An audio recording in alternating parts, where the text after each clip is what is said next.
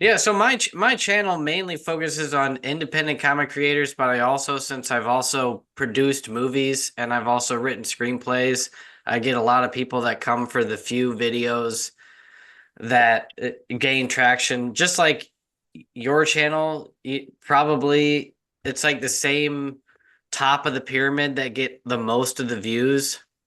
Totally. You get yours is interesting. I have so much to cover with you. Because before got into the independent comics, the whole reason I got into independent comics was because I was trying to become a filmmaker and a screenwriter, and Okay. finally decided to do it all on my own. And basically, in that process, came across your videos on how to make films with realistic budgets that are not obscene, Right. movies for under 100 grand kind of thing, and Yeah. how to actually make money from those movies. So in the Right. process, I most of us find indie film hustle, but you were like just like the level to where it's like very, you could follow everything that you do step by step, and it's like Hmm. realistic practical advice on things like film hub and everything you've done, and then you've basically chronicled everything that you've done since then, ever since I started watching, probably 2019, 2020, or something like that. Yeah, I think um that's around where I started. Yeah. I think I started in 19. Was that the first year that, no, 2020 was the pandemic. So it was like right before the pandemic, I think I yeah, started. and that was like right whenever I started watching. I think like you pretty quickly went from zero to like 1,000 to 10,000 within like a year, right? Like um Yeah, I think so. Like I think it took me like 6 months to get to monetization, if I remember right. Might have Yeah, been that's closer to pretty fast. And that yeah, was, yeah. I And was I probably watching you right away then. Like probably within like that first 9 months or something like that was whenever yeah, I started. And yeah. Those early days were that was fun. That was like the best time of it actually. Like those for that first year, you'll never even get that back, the twilight of the growth. nah, nah. And I've had like more explosive growth in, subsequent years, but there's something about just like that initial like and people think once you get monetized, that's when it's really cool because then you're making money and you're getting paid for some of it. But honestly, the I enjoyed it more when I wasn't monetized. It was like after I start looking at those analytics, it just becomes a whole different thing. Well, it is one of those because I was in the same. I started this channel in 2022, I think, Okay. very end of it, and then like 2023, I was just, and yeah, it was like that. Those first 100 subscribers were just as like, it's like, oh wow, I'm actually doing something. Like Yeah. somebody's watching it because the but back to like whenever I was first watching you and trying to make movies, there was something that happened to where it was like, if I can make a movie for 20 to $50,000, what can I do with that in a graphic novel? Mm, And that's where I ended up going down that path as well, and diving a lot deeper into that community. that's But at the great. same time, since I had screenplays and stuff, I posted videos on how I got traction with producers and options and things like that. And so I have a lot of people that are on my audience are filmmakers and writers and screenwriters that are trying to get their screenplays made with independent film producers, and also get their really big projects that they know the studios aren't going to pick up turned into graphic novel series, or comic Mm, book series, that could be published down the line. And I've sort of cool. become the you of the comic space. Damn, that's Uh, really cool. That's so it's really really cool. cool to have you finally like actually on my channel to talk about stuff. Yeah, no, that's really cool. That's great to hear. I mean, one of the coolest things about like doing that channel was hearing from other creators that actually like, like I was talking about it being cool, like doing that initial growth, but it wasn't even so much about the subscribers, it's about the interaction with people. Like the positive comments and the people like, oh, you really helped me out. I mean, I interviewed filmmakers just a couple maybe a year ago, and they were one of my early watchers, and they're they're making way more money than I am right now, following what I laid out, which is, I think that's great. Some people would say, well, aren't you jealous? I'm not really. I think it's awesome. I mean, they took like my practical advice and, turned it into a, six-figure a quarter business. It's freaking awesome. That's exactly, yeah. I get people that reach out to me that are like, yeah, you really helped me change the game, and now they're doing better than I am, and it is just like that, like, well, at least I told you the right thing. Yeah, no, exactly, exactly. But I could cut into all kinds of things, but I'll stick to basically what I really wanted. I could just be like, hey, tell me your whole career, but Right, I right. don't necessarily. It's like it is interesting. You have such a unique one, but it's really more of, I think, where you and I have in common and where our audience is having in common is we're in a world now to where creators, we basically live and breathe off of direct, like the people that you say watch your YouTube videos are also the same people that are watching your movies and that Yeah, will comment on it, and like we have a direct channel, like line of, we can actually talk to the people that are buying our products and grow that list over time, and it's really just selling directly to the people. There's no like gatekeeper to where it's like, well, if I can get it on this platform, I can expand it to this certain amount. It's almost like it's just unnecessary to try to, it's like somebody else can come down the line and maybe they'll see the power of the stuff we create, and then maybe they'll want to scale it bigger. But for you and I, we just got to scale it from 0 to 100 and 100 to 1,000, and we'll just keep it there. right. But I guess, can you fill me in on, so your most recent, not the documentary, but A Hard Place, Hmm. what steps did you take to basically build that audience to fund that movie? Because you made over, you got financing for like 150,000 for that one, right, or something like that. Yeah, yeah. We crowdfunded 135 between our two campaigns, and then I raised another 25, 30 in equity for it. So yeah, I think it's like 160 now, something like that. Well, then my money probably 170. So what does it take to, because you've gone through, I know there's multiple things that you do and factors, but so Hmm. what are like the main ones where you're like, these are the things that actually move the needle to where it wasn't just, I didn't post something on Facebook, I didn't reach out directly to people, I didn't spam people, I just did this thing and then that took off, I did this thing. Can you sort of label it down into steps like that? Yeah. So, I mean, and honestly, it's a bunch of things. The first thing, I'll talk a little bit more about Craving. That was my first crowdfunder before Hard Place, and I raised $80,000 on that one. And, because a lot of what happened with the Hard Place happened because of what happened with Craving, like everything was kind of steps, you build Gotcha. on things. And one of the big factors towards the initial thing in Craving was it was actually running my YouTube channel. Like, so through doing the channel, like I learned a lot about promoting myself and about being front and center and getting more comfortable on camera. And I gained quite a reputation for helping others. So like, my online persona, I'm somebody that fairly selflessly helps other people. Like I give information on how I've made money on movies or how I distribute or market movies to help others. And I make relatively little money from that, so just to start, I have like all these, and most people will tell you when you're doing a crowdfunder, one of the worst audiences to market to are filmmakers. Because filmmakers they're doing our own things. Most of us are broke. We don't have a lot of money to put in. So what my way wouldn't necessarily work for a lot of people, but because I had been so helpful to so many other filmmakers, a lot of that initial like money that came into the campaign, it was through people that found me through my YouTube channel.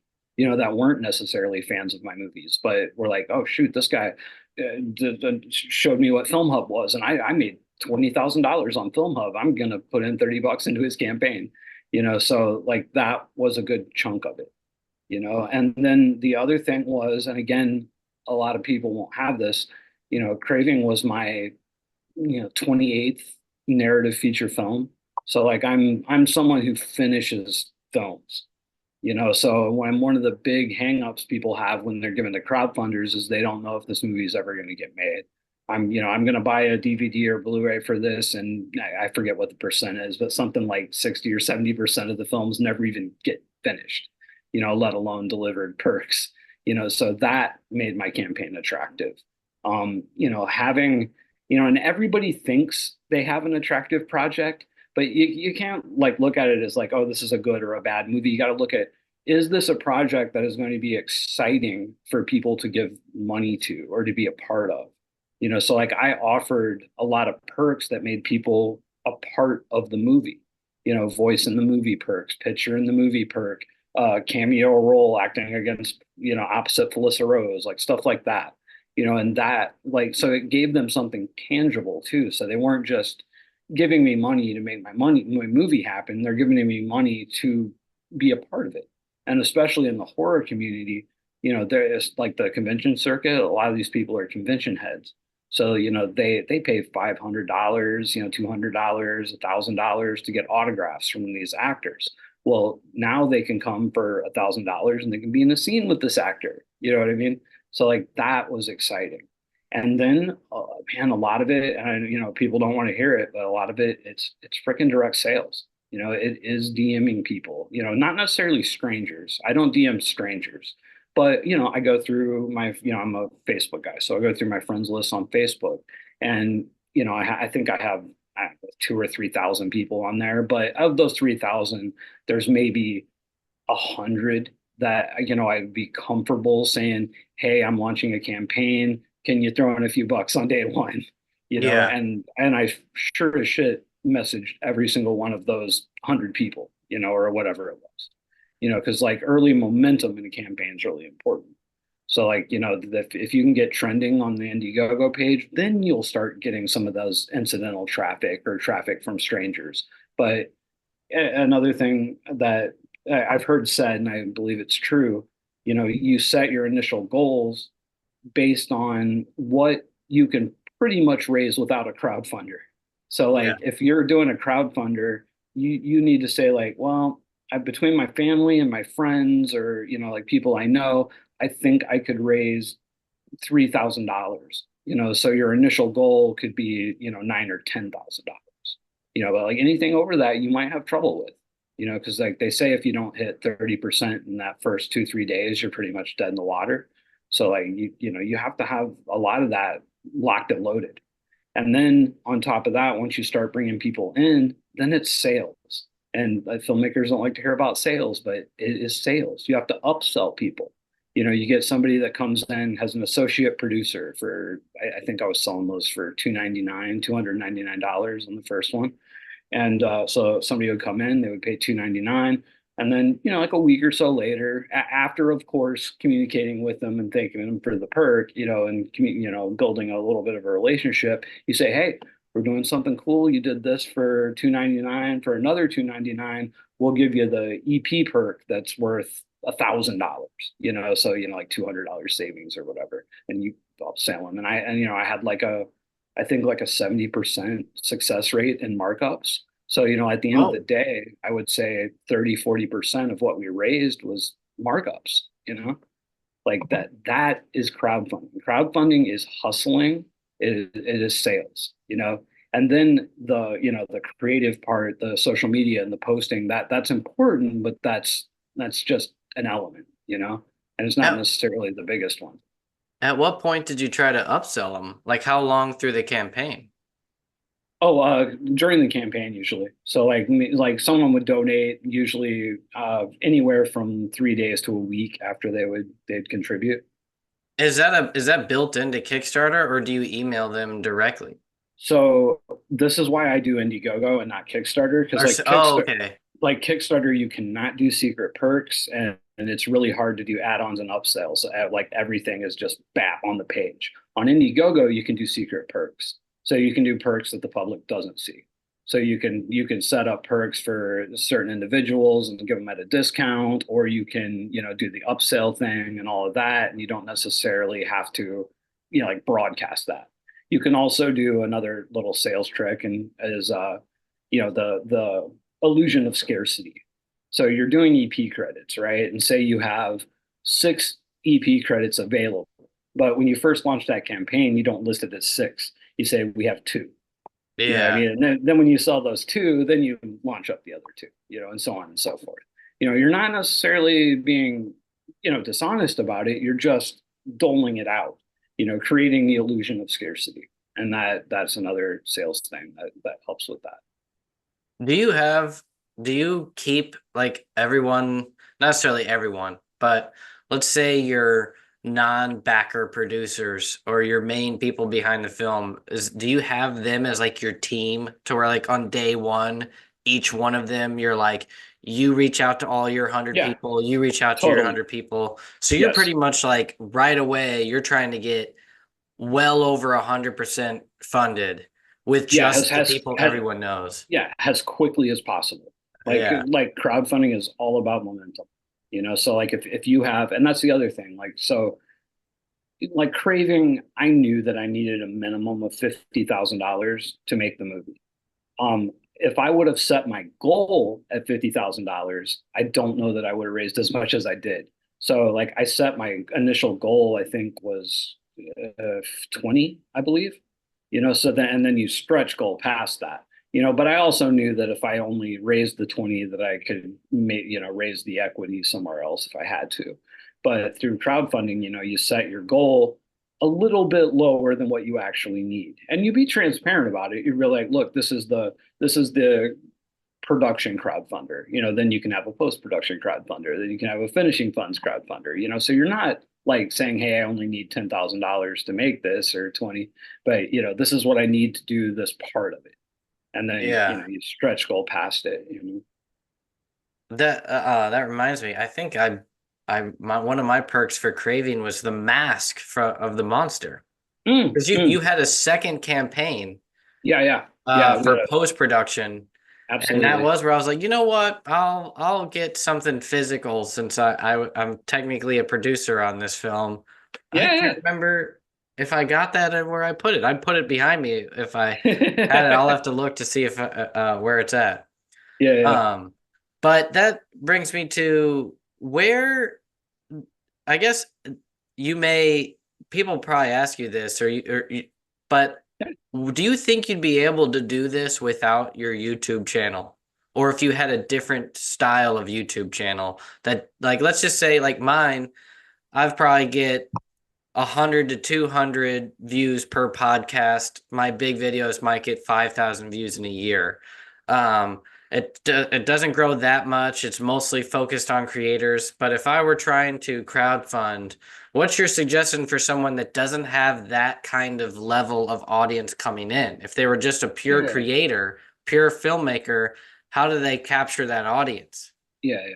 Well, I mean, when I talk about the YouTube channel being a major contributor, I meant more like it's more secondary. It's more a result of. It's more about what it did for me, like personally and confidence. Because Okay. like really, if you look at my overall contributions for Craving, there was some initial stuff that came in from the YouTube channel, but like in the overall scheme of things, it's fairly low. Wow. So Okay. like it wasn't a significant portion. It did help get the ball rolling. But no, you don't necessarily need that. It does help. But like you do have to, and I think this is where most filmmakers really struggle. Like you really do have to get out there. Like you have to post, you have to do live streams, you have to you really have to put yourself out there. And if you are not comfortable posting 2 or 3 times a day about this crowdfunder you're doing, then don't run a crowdfunder. Like just don't do it. If you're not comfortable with self promotion, like don't do a crowdfunder. because they're not going to run themselves. They're not going to promote themselves.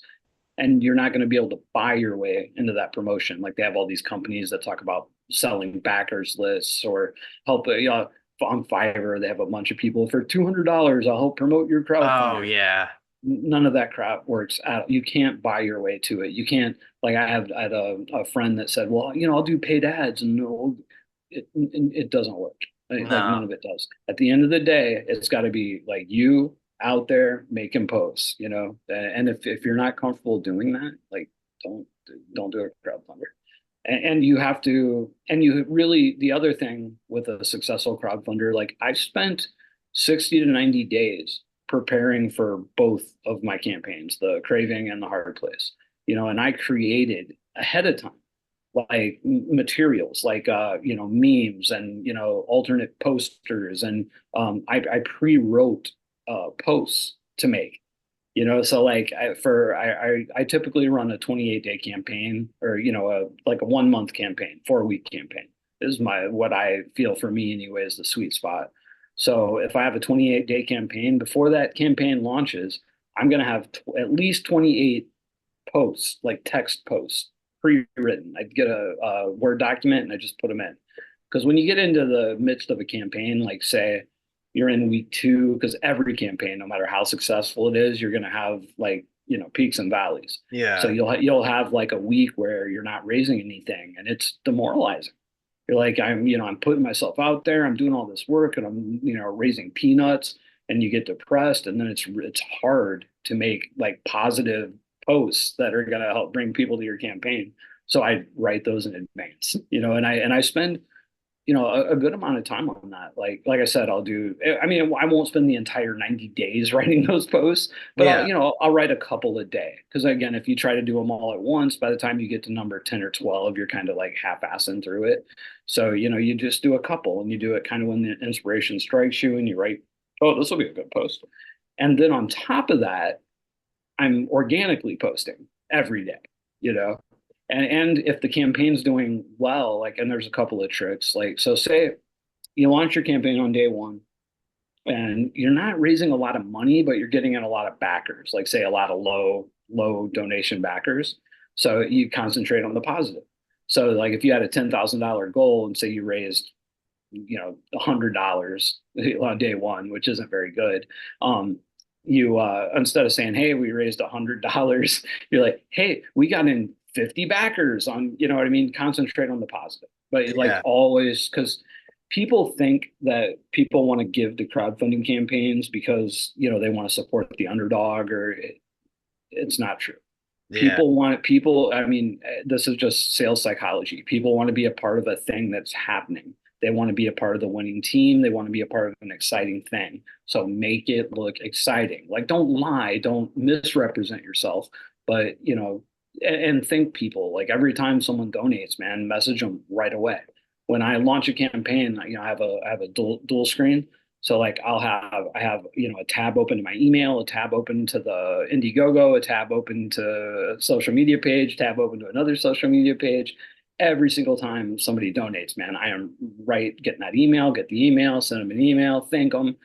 If it's a public donation, because people can donate publicly or privately. So if it's a public one, then thank them. Like, thanks so and so. You don't necessarily have to say how much. I don't like to tell people how much someone donated. I think that's a little weird.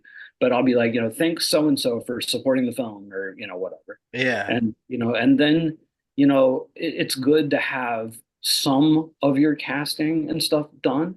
Some of your crewing done, and you can start posting about that, and wait until the campaign is going before you start posting about that. So you have new stuff to post about. Hey, I want to introduce my DP. This guy is awesome. Blah, blah, blah, blah, blah, blah, blah. DP, maybe show his reel. And you make a lot of these posts, they're about them, but they're about you. You know what I mean? They're Yeah. about your Yeah. campaign, without saying, hey, go donate. I mean, another trick to promoting a campaign is not hitting people over the head over and over. Hey, donate to my campaign. Please donate to my campaign. Donate to my campaign.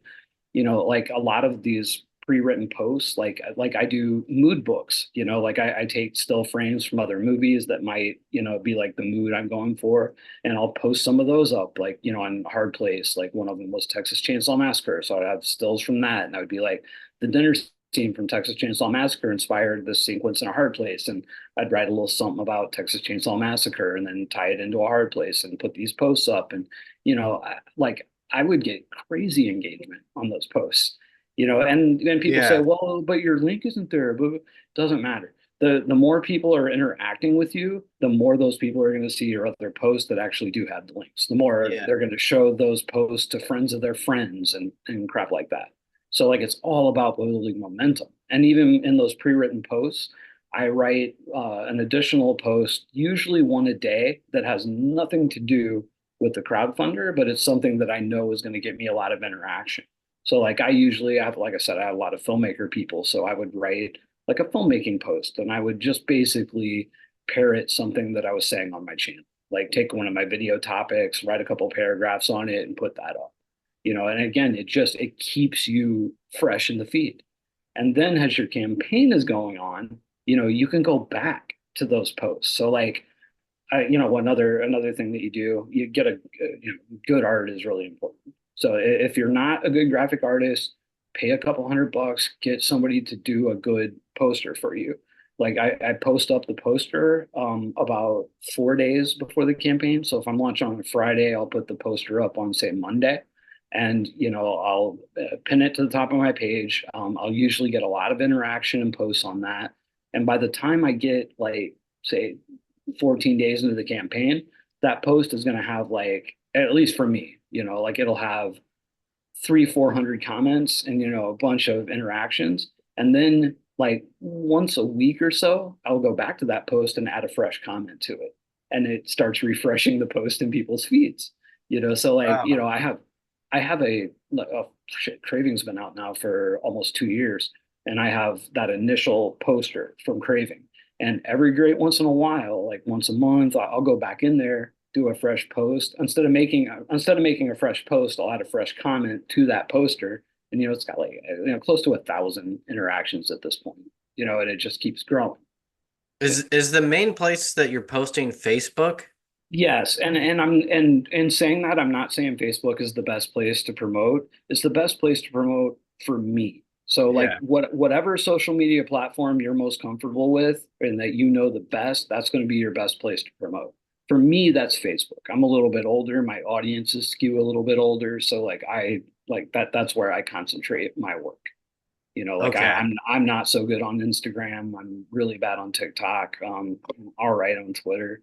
How But much do you promote on YouTube? Like, did you make many videos that sort of linked no, to the Kickstarter on YouTube, or post I any did. engagements or whatever they call that, posts? Yeah, not a ton. I would do I would after my campaign was out for a couple of days, I would repost my pitch video on YouTube, and I would, get a little bit from that. If I'm doing live streams, I almost always do those from YouTube. Sometimes because I use StreamYard, sometimes I'll go YouTube and Facebook and then, use it like that. And then I'll do, like, I guess I probably do once a day or once every other day. I'll do something in the community tab. But I find, at least for the crowdfunder, I get a little bit from YouTube, but not a ton. For me, like, really Facebook is where I really concentrate my efforts. Because again, that's just where I get the most interaction.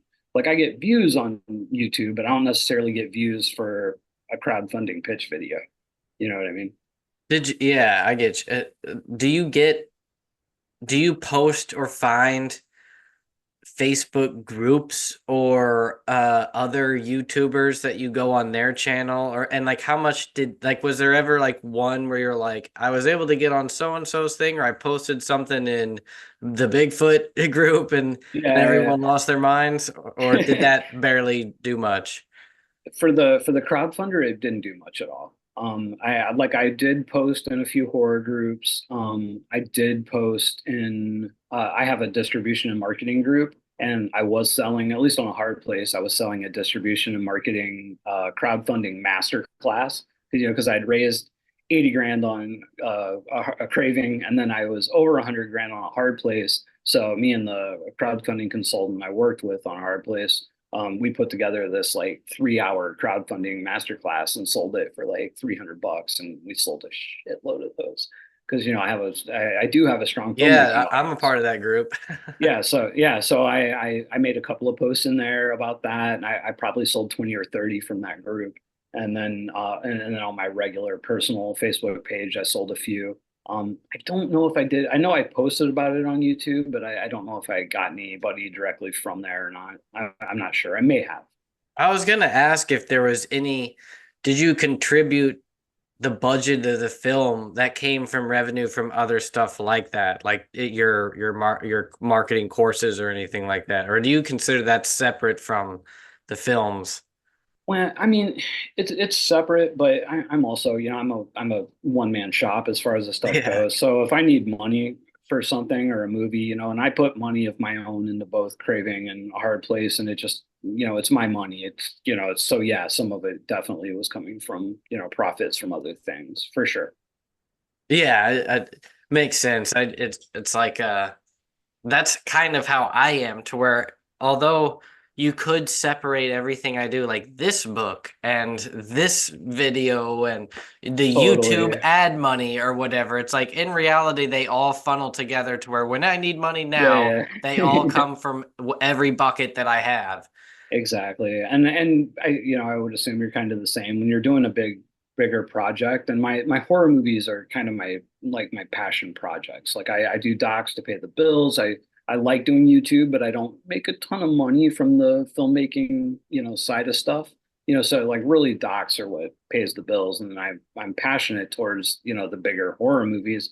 And I tend to put a disproportionate amount of money and time into the horror things, even though because there's less of they individually make more money than the docs, but I spent 2 years on Craving, and so over the course of that 2 years, was that one movie worth all the docs? Not really, but that's my passion, so that's what I do, and then I put a disproportionate amount of time and money into those projects. I, so, man, yeah. I was gonna ask more of like final question on sort of your fiction, your horror movies. How Hmm. much did the stars play a factor in the audience and financing? Like did that actually move the needle a lot where people are like, that's the chick from Sleepaway Camp? Yeah, yeah. Or So yeah, for the crowdfunding portion of it, I find that it helps quite a bit. Not it moves the needle. Like it's not, I would say it's not the biggest factor, but it creates a lot of interaction on social media. People get excited about it, and people do like go in and buy those higher end perks, like the appear in the movie perks, because like so and so's in it. Like that okay. it absolutely does matter. Like I have a friend who did a campaign about 4 years ago, and his initial campaign he raised a little bit more than what Craving did. I think like maybe 90,000. So then after and if you're on Indiegogo, if you meet your goal, the campaign goes into in demand. So it can be on in demand, and you can raise money indefinitely. Like Nice. basically for as long as it keeps raising money. So like maybe 3 months after his campaign ended, he got in a little bit more equity. He attached who was it? Danielle Harris from Halloween, and then his campaign had a second wind, and I think they raised like 60 or 70,000 more, and most of that was like on her back, you know. Wow. That was actually the initial plan for Hard Place, but I got a little bit of cold feet because like we raised 80, and if I would have had a star of that caliber, it would have cost a certain amount. And if it didn't work, I would have been on the hook for that money. And you know what I mean? So I got a little bit, and I'm going to play it safe. So I didn't do that, but it does help with the crowdfunding. Does it help with sales? Maybe not as much, unless you're talking, like higher level names. I get you. I I'll move then to sales because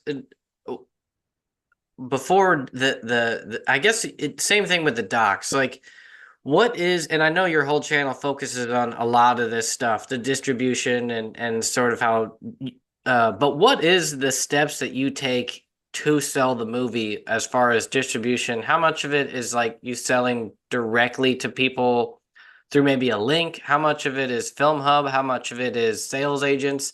What do you can you pie graph that out to what it is, that the steps that you take for each individual thing? Sort of, you may do something different with the documentaries, or you may have done it different in the past, but like the modern day since 2020. Yeah. So pretty much everything, goes through distribution. I don't deal with sales agents. For smaller films, I think it's just a complete scam, because you're basically giving somebody money to middleman something that you can do yourself. And Hmm. any individual can get to these distributors and aggregators that get films placed on the platforms you need to make money. So there's smaller distributors out there like Indie Rights who are very, transparent and honest, and they'll get you on Tubi, they'll get you on Amazon, they'll get you on Roku, they'll get you on all the channels that small films make money. Like there's no reason to try to go bigger on those. Like I know so many filmmakers that go to like larger distributors with their smaller films, and then they're dumbfounded that they're not making money because the larger distributors, they're taking, 20, $30,000 in sales fees. There's deliverable fees on top of, the regular stuff. They're making you get errors and omissions insurance, so on and so forth. So by the time that extra money kind of trickles in from the platforms that the smaller ones won't get you on, it's all ate up, and Yeah. like there's nothing left. So like if you're doing a movie for under 100K, I think, larger distributors are kind of a waste of time, at least these days. But so I mostly, for everything since 2020, I've went pretty much either Indie Rights or Film Hub, and there's really not a lot of not a big thought process behind that, other than I just don't like to keep all my eggs in one basket. Um, and also Indie Rights, like they're an actual distributor. They are selective. They won't take everything. And I make very, cheap small documentaries. Some of them they're going to want, some of them they're not. Film Hub will pretty much take anything. So I have a disproportionate amount of movies with Film Hub, over Indie Rights. It's Yeah. mostly because of that. But either way, they both get to basically about the same platforms. They both take about the same back end. You deliver a movie to them, anywhere from, a few weeks to a month later, it starts hitting platforms and you start promoting. And, then, Indie Rights pays quarterly. Film Hub pays as they get the money, but most platforms pay 90 days back. So, like your first monies usually don't come in for 3 to 6 months after you deliver something. But do you do any, like, I was just listening to Kevin Smith was on Theo Von's podcast, and he was talking about, he was like telling Theo Von, who's a comedian with a Mhm. huge audience on YouTube, and he was saying Yeah, you yeah, should just sell directly to your people. He's like, milk it for everything you've got, and yeah, yeah, then yeah. when you've done everything, selling it directly just on your own website to where people pay behind a paywall. Uh, then you So go to and sell it to the streamers. Do you do yeah, any yeah. directly to those people? I don't. So and here's the thing. So what he's saying is absolutely true and absolutely like the ideal for people, but most of us don't have that kind of audience. Like Yeah. like look, I have 30,000 subscribers on YouTube, which it's not huge, but it's not tiny. And I can't sell enough units directly to make a dent. You know what I Yeah. mean? And if I start with that, because the the thing about a small movie release, a small movie is never going to be as profitable as it is in its first 90 days. So whatever window for you is going to be the most profitable, you need to do that in the first 90 days. So for me, it is streamers because I need the access to those numbers, to those audiences, so and yes, I do promotion to get that, but I wouldn't get nearly the same amount of people going to like my personal website. The thing is like for smaller filmmakers, it is really, really hard to get an individual to go to www.jhorton.com and buy something. It's not a trusted site. Yeah. It's way easier for me to make a post and try to get somebody to go to Amazon and do $1.99 rental. They trust Amazon. You know what I mean? Yeah, And totally. the way platforms are getting with algorithms and stuff. Do you put up a website they don't recognize, you're likely to have the post removed. Mm. So now all of that said, there are people that do this. Like I have a lot of friends on Facebook, like basically what I call backyard horror filmmakers. They're making like $2,000 horror movies in their backyard, and they sell those like again like directly from their websites, and they make decent profits off those. Like they're not making anything close to what I am from streamers on my movies, Yeah. but they're making enough to say, hey, this works. Like and a lot of these guys have done 30, 40 movies and they make $3,000, $4,000 off of them, and that's great because they spent 500 on it. So nice, great, awesome. But for me, a movie needs to make 20 or 30 grand in a year, before it's worth anything. And I personally can't get there from direct sales. I get you. Okay. Yeah. Makes total sense, honestly. Yeah, like and It's I'm the same with definitely comics, really. yeah, I'm definitely not poo-pooing it. Like it is the way to go because the problem with my model is I am dependent on those platforms and what they're paying. So like for example, in 2017 or 16, Amazon was paying like 14, 15 cents per hour streamed, which sounds kind of low, right? But today If you're they getting pay a millions. they no they pay about a penny per hour streamed. Yeah. You know what I mean? So there was titles, in 2016 where I was making $3,000, $4,000 a month on them, and they're Yeah. making 16 times less than that now. And Ah, I have titles now that are making, a few thousand a month on Amazon. And shit, I had a title last year that made 10,000 a month for 3 months on Amazon. if it Imagine was that. only 4 years earlier. Exactly. That is. I kept thinking, oh my God, I should have put the pedal to the metal on this. Like three. If I would have done my business model 3 years earlier, I would be a rich man. You Yeah. know, like Dang. I do okay, but I would be very wealthy. But Yeah. and a lot of filmmakers get down on that. And they're like, oh, it sucks. We can't do nothing. But whatever is happening in the industry, it's always going to change. Yeah. It's never going to be the same. It's going to get worse. It's going to get better. It's going to get worse. Like you just have to kind of roll with it, and it sucks. But there's that, and then like Tubi, a similar thing is happening. Like it's AVOD, so you're paid for ad spends. And but Amazon just opened up. Amazon Prime now is adding commercials. Netflix is adding commercials. So all these advertisers are spending millions of dollars that would have normally went to Tubi and all these other platforms you're making money on. They're putting them on Netflix and Amazon where you're not making money off of them. So, Uh, like I saw in between June and July, I saw almost a 50% drop on my library titles on Tubi. And Tubi was like one of my number one earners. So yeah. Yeah. that's pretty significant. And I have no idea if that's going to get worse or better. Some say it'll even out. Some say it's going to get worse. I don't know. Who But, knows? Yeah. yeah. And Yeah. I then, remember 2 years ago, everybody was like, Tubi's the way to go. yeah, But yeah. yeah, didn't last long, right? Yeah, yeah. I still think it's kind of overall probably the number one. And there still are, man, especially in the like black thrillers, like man, there's cats there doing like those like Detroit movies or Florida or guys out of Texas. They're making like $100,000 in a month on some of those movies. And they make them Yeah. for like nothing. I mean, Yeah. like 20 grand, 10 grand, 15 grand, 50 grand, whatever it is.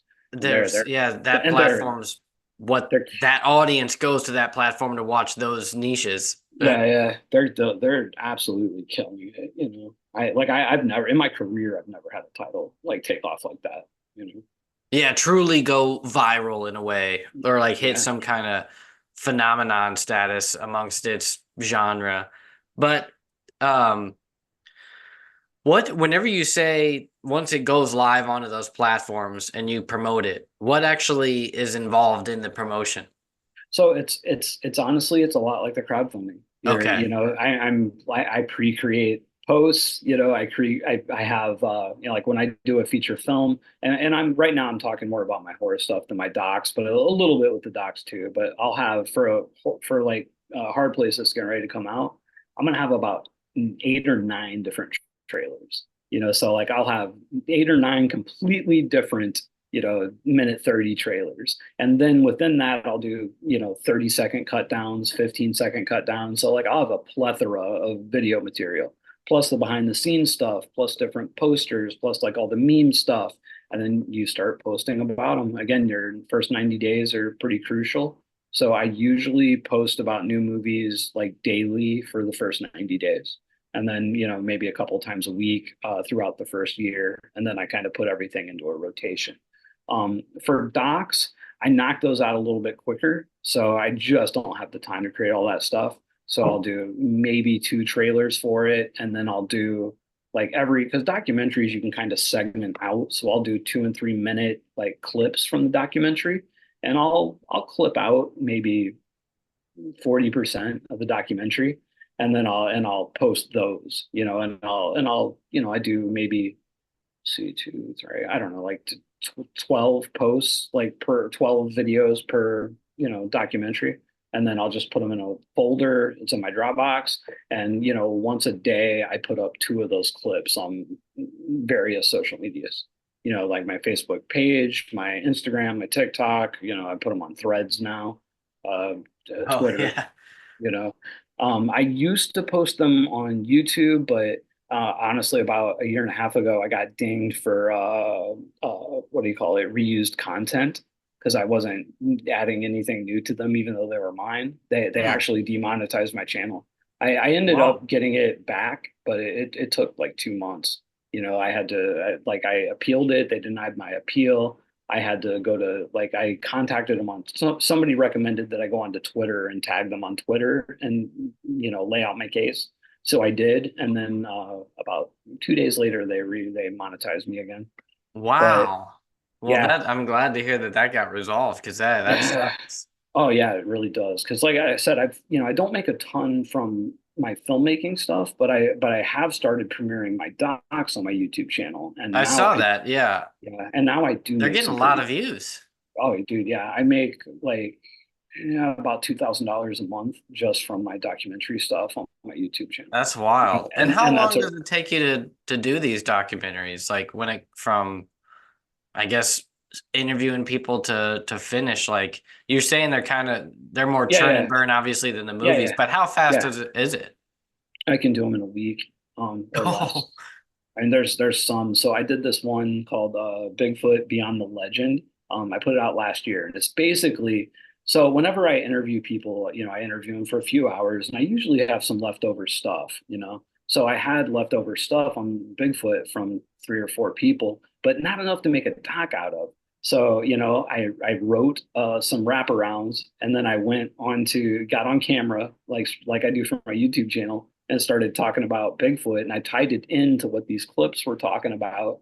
And I made a 60-minute documentary. I think it took me 3 days, and I didn't expect it to do well. I mean, I'll be honest, it's the content's decent, but it's not super high quality. It's me yeah. on camera with stock B-roll and a couple of interviews. And man, that the one I was talking about that made 10,000 a month on Amazon, that's the one. Like that was my highest. It actually out earned Craving in year one. I spent 2 years on Craving, and I That's spent yeah. But like that what? I guess it's like that, like Bigfoot, the people that are really, it's yeah, just yeah. they just crave that content. They Well, want to know more and more or something like that. yeah, yeah. Well, and the thing is, this is another thing filmmakers, and I think a lot of artists get stuck on. They get stuck on the technique or the technical aspects or the what they consider the quality of it. And if you are giving an audience what they need, the quality is kind of secondary. Yeah. As long as you have a base level of professionalism, because like that Bigfoot thing literally cost me nothing. I mean, nothing, just my time.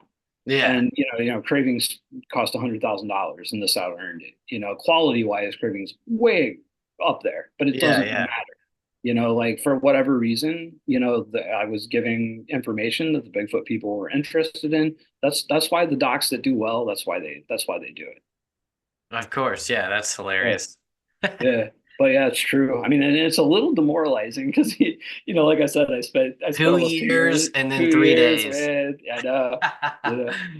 And then I jump right in. Then I jump right into another horror movie, and I'm spending the same amount of time. I mean, I do think Hard Place is going to do way better than Craving did, and I'm making it sound like Craving didn't make nothing. It did well, and it Yeah. made more than most of my documentaries, like 99% of them. This one just did really, Yeah. No, I get you. yeah, yeah. Uh, we've gone through a lot more time than it felt like. But to close out, since you do so much, fill me in on like what's a day in the life of you at, because you're what a lot of my audience is sort of thrives to become, which is a self-sustaining filmmaker, creator, whatever, where you have your own built-in audience, you just promote to your audience and you go through a series of methods. You're basically making whatever it is, a certain amount of documentaries a year, one or two films every 1 or 2 years.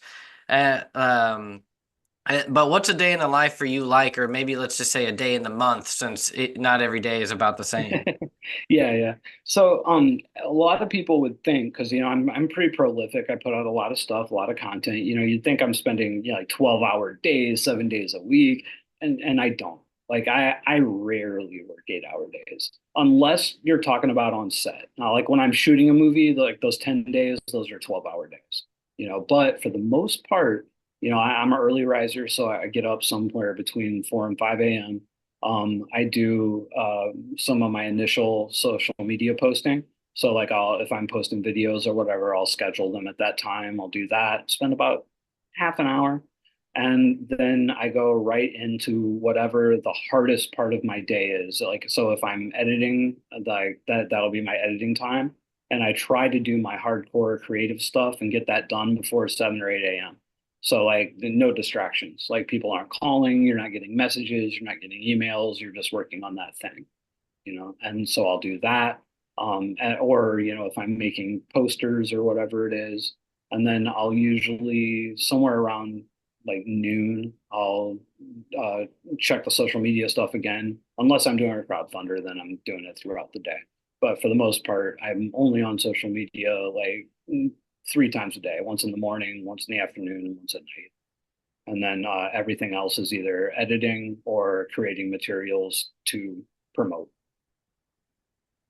And that's pretty much it. Nice. That Yeah. sounds great. Yeah, Uh, and I try to take 2 to 3 days off a week. But I probably work a little bit every day. But there are a lot of days where I don't even do full 8 hours. Like today, I'm what are 3 now. So I woke up late today. I got up at 6:30, and I didn't really start doing anything until 7. I actually kind of messed around most of the day. I edited for maybe 2 hours and then did some. I'm closing a couple of deals for some equity financing on Hard Place last minute, and did that. And then I'm doing this, and this is probably the last thing I'll do today. And that's I'm wild. at 3 p.m. here now, so I'll Okay. probably finish this up, and then I'll be done.